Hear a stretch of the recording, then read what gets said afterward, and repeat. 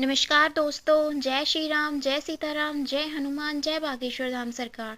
तो दोस्तों, स्वागत है आपका हमारे चैनल पर। आगे बढ़ने से पहले वीडियो को लाइक ज़रूर कर दें, जिससे कि श्री बागेश्वर बालाजी की कृपा आपके ऊपर सदैव बनी रहे। तो चलिए हम वीडियो में आगे बढ़ते हैं। दोस्तों, अगर आप अपने धार्मिक ग्रंथों को देखा जाए तो मोर पंख भगवान श्री कृष्ण का प्रिय माना जाता है और उन्होंने मोर पंख को शीश पर धारण किया था। लेकिन वास्तु शास्त्र में मोर पंख को बेहद ही शुभ माना जाता है और वेद शास्त्र के अनुसार केवल भगवान श्री कृष्ण ही नहीं, बल्कि भगवान गणेश, भगवान कार्तिकेय और स्वर्ग के राजा इंद्रदेव भी मोर पंख को बहुत ही ज्यादा पसंद करते हैं।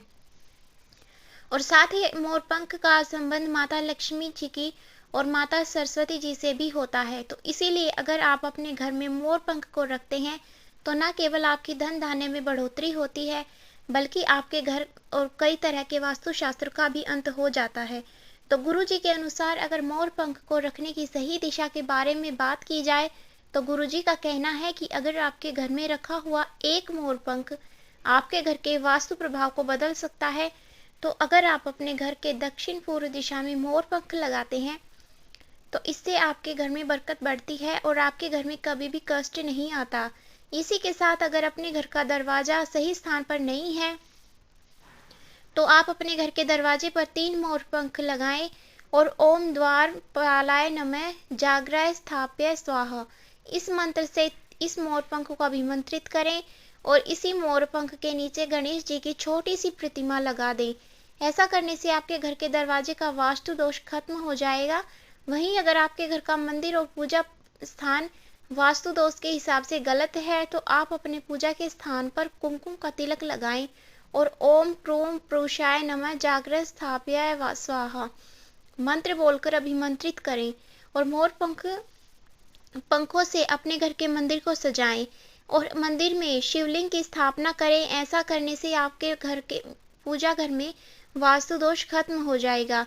इसी के साथ गुरुजी ने यह भी कहा है कि अगर आपके घर में रसोई घर वास्तु के हिसाब से उचित नहीं है तो अपनी रसोई घर में 2 मोर पंख भोजन बनाने वाले स्थान से दूर लगा दे और उन मोर पंख को के नीचे मोली बांधे। साथ ही मोर पंख पर गंगाजल छिड़क कर ओम अन्नपूर्णाय नमः जाग्रह स्थाप्य स्वाहा मंत्र से अभिमंत्रित करके इन मोर पंख को स्थापित कर दें।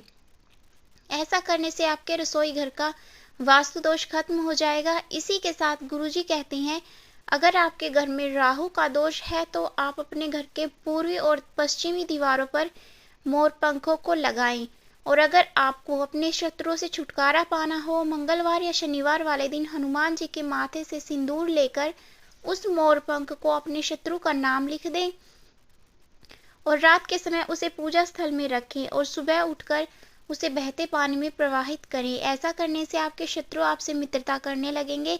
साथ ही अगर आपकी कुंडली में राहु केतु काल सर्प दोष बना है तो आप अपनी तकिए की खोली में 7 मोर पंख सोमवार को रात को डालकर सोए।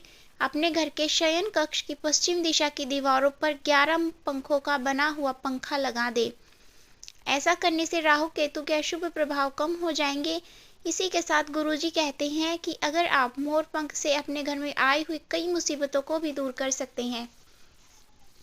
तो अगर आपके जीवन में अचानक से कष्ट आ गया है, विपत्ति आ गई है या फिर आप परेशानियों से घिर गए हैं तो अपने शयन कक्ष के अग्निकोण में मोर पंख लगाएं। ऐसा करने से आपको सकारात्मक प्रभाव देखने को मिलेंगे। इसके अलावा गुरुजी का कहना यह भी है अगर आप मोर पंख लेना चाहते हैं तो ध्यान रखें मोर पंख आपको प्राकृतिक ढंग से प्राप्त हुए हो। अगर कभी भी किसी मोर को हानि पहुंचाकर मोर पंख प्राप्त करते हैं तो उसमें नकारात्मकता प्रवेश कर जाती है।